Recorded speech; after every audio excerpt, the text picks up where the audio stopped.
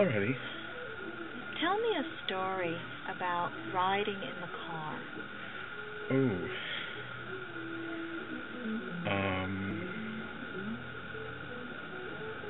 God, I don't have a lot of childhood stories about riding in the car because I always fell asleep.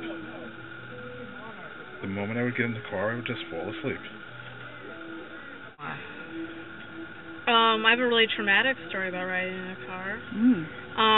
My 5th birthday, it was actually my golden birthday. I was turning 5, September 5th. And I was in the car with my mom and my 2 older sisters. And they didn't tell me where I was going. I was young at the time, so I was just blindly going wherever they told me to go. And all of a sudden, my mom said, "Close your eyes, we're going to get in a car crash, and we're all going to die." And my sister covered my eyes, and I was screaming because I thought I was going to die, which was really, you really don't do that to a 5-year-old. And I screamed, and then we pulled into Showbiz Pizza, which is now called Chuck E. Cheese's.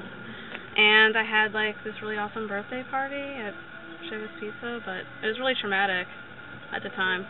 I definitely didn't forget that birthday. It's the best. Road trip. What else can you do? It's very American. It's very summer. It's very shooting trip for photography. It's away from all your problems. It's freedom. Right? Anything else? What else could there be? Well, I remember, when I still had, the booster seat that, keeps you, really strapped in when you're, a baby. My dad wanted me to keep on sitting in it. It was, pressing into my chest so hard. And then one day I, threw up because of it. So. I once drove, I'll tell you a story about driving. I once drove from San Francisco to Key Biscayne in 4.5 days with my first husband. We used to drive away. This was 1970 something or other.